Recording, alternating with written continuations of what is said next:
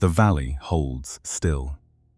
Mountains ring a basin where a vast megacity now spreads in every direction, and from this slope above the eastern edge of Chapultepec, that city fills the view all the way to a distant cluster of towers and church domes near the historic center. Traffic moves along a wide diagonal avenue below. Glass towers catch the afternoon light, and beneath all of it, buried under pavement and foundations, lies a shoreline that has not existed for centuries. To understand how this place became what it is, the water has to return, the towers have to fall away, the roads have to dissolve, and the great avenue crossing the middle distance has to disappear entirely, leaving nothing but reeds, mudflats, and a lake that once covered nearly everything now covered in concrete. What remains, once every trace of the modern city is stripped away, is a landscape defined by water, where a small island cluster stands surrounded by shallow lake in the year 1325. A community of migrants, remembered later as the Mexica, has settled on marshy islets in Lake Texcoco, in a location offering little more than reeds, waterfowl, and difficult, unclaimed ground that older settlements around the lake had left largely alone. What they lack in fertile land, they compensate for with water itself, building up soil on shallow lake beds to create small cultivated plots and linking their scattered islets with modest causeways and footpaths. Canoes carry people and goods between islands and shore settlements, and simple houses of adobe and reed begin to multiply along the water's edge. The settlement remains small against the scale of the lake, its structures low and unremarkable, but its permanence matters more than its size. Because a community that might have stayed marginal instead begins converting the shallow margins of the lake into usable ground, a process that will define the location for the next 7 centuries. That process accelerates dramatically after 1428, when the Mexica enter into a political alliance that expands into an empire, commanding tribute, labor, and resources from across a wide stretch of central Mexico. That new wealth and manpower reach the island directly. Causeways connecting the city to the mainland grow wider and more substantial, engineered to carry both foot traffic and, when necessary, the movement of troops. Fresh water becomes a strategic necessity for a growing island population, and aqueduct works begin drawing water from the springs at Chapultepec toward the capital, a link between this very hillside and the city rising in the distance. Within the ceremonial heart of the city, a central temple undergoes repeated enlargement, each expansion reflecting the growing confidence and resources of the state that commissioned it, until its silhouette becomes the dominant feature on the horizon. Around it, residential quarters thicken, canoe traffic multiplies, and cultivated plots extend the shoreline further into what had been open water.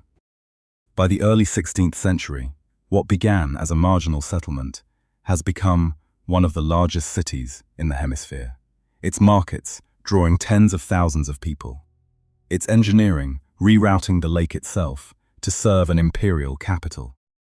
That prosperity, however, also makes the city a target, and in 1519, foreign ships and unfamiliar soldiers arrive on the eastern coast, beginning a chain of alliances and conflicts that will reach this basin within 2 years.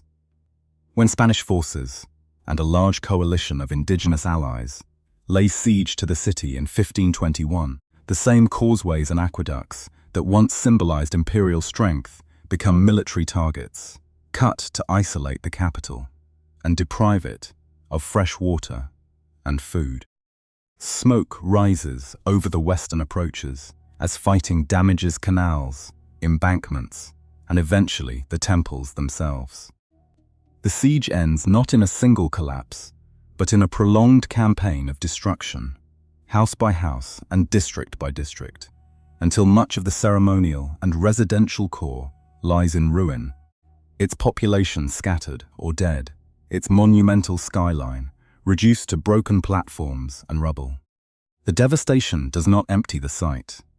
Spanish colonial authorities choose to build their new capital directly atop the ruined city, reusing stone from demolished temples and following, in places, the layout of the streets and canals that already existed. Indigenous labor, often under coercion, clears rubble and raises new masonry structures around a central plaza, and where temple platforms once stood, a Christian religious order begins to take their place. The largest of these new religious buildings, eventually the site of the Metropolitan Cathedral, does not appear in finished form.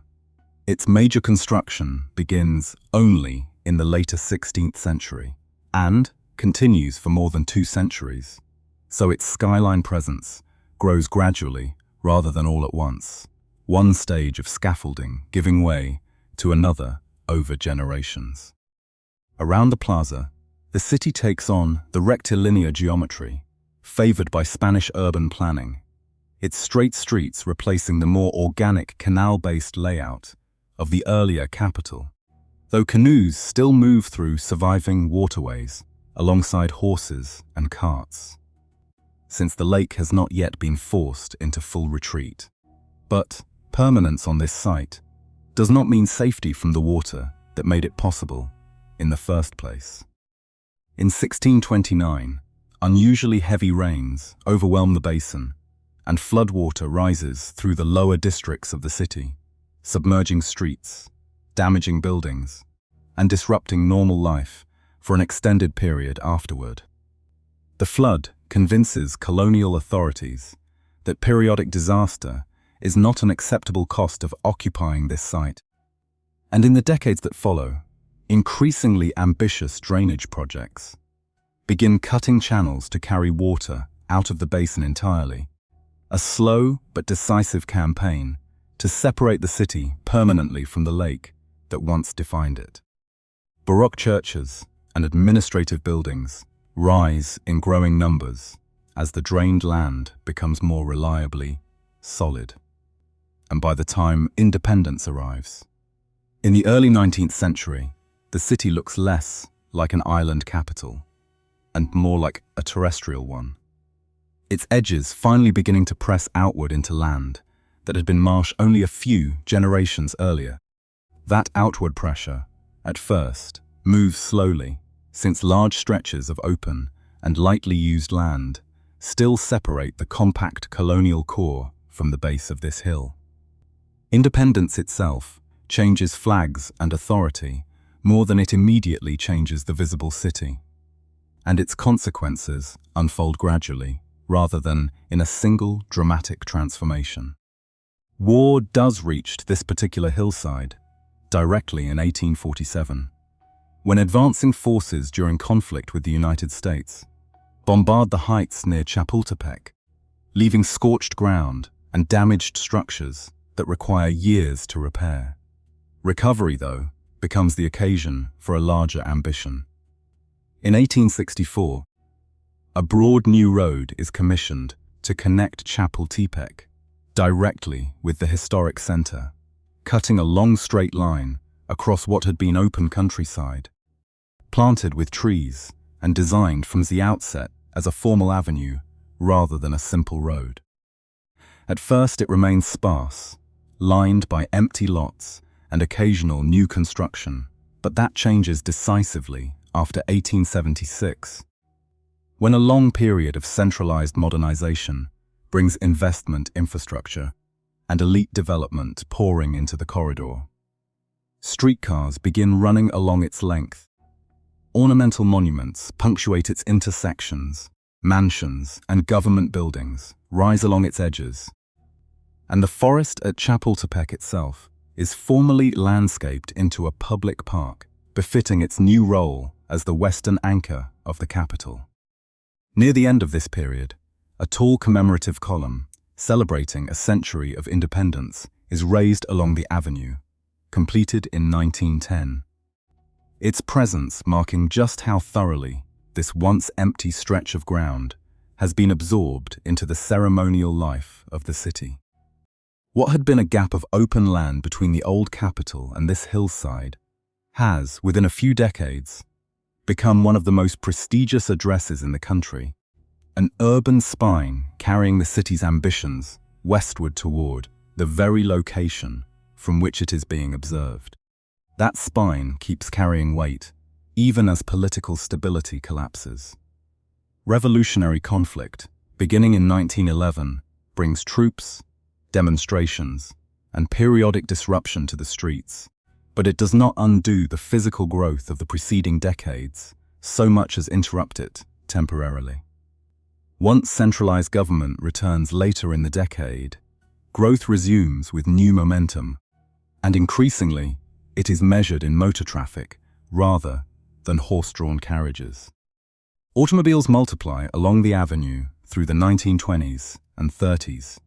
Denser apartment blocks fill in former gaps, and commercial buildings begin adopting the cleaner geometric lines of early modern architecture. That acceleration becomes something closer to an explosion. After 1940, as industrialization and mass migration into the capital drive the metropolitan population from under 2 million people to more than 13 million within 4 decades, an expansion that consumes nearly every remaining stretch of open land in the basin. Roads widen and multiply to carry the resulting traffic, and beginning in 1967, construction crews start excavating tunnels for an underground rail system, with the first line opening 2 years later and running, notably, toward a station near this very hillside. Above ground, a tall new secular landmark, completed in 1956, rises high enough to visibly compete with church towers for the first time in the city's history. An early sign that the skyline itself is shifting from religious to commercial symbolism. Growth of this speed and scale leaves the city more exposed than it realizes. And, on the morning of September 19th, 1985, a powerful earthquake strikes the capital, collapsing buildings across central districts and killing thousands, sending plumes of dust into the air and halting the ordinary rhythm of traffic and commerce for weeks afterward. Recovery from that earthquake reshapes the decades that follow, not by rebuilding exactly what fell, but by rethinking how and where the city builds upward. Damaged structures are stabilized, demolished, or replaced according to new safety standards, and some sites remain as gaps for years before redevelopment resumes. As the economy shifts increasingly towards services and finance, land along the old Western Avenue becomes some of the most valuable in the country, and vertical construction, rather than horizontal spread, becomes the primary way the city continues to grow near this hillside.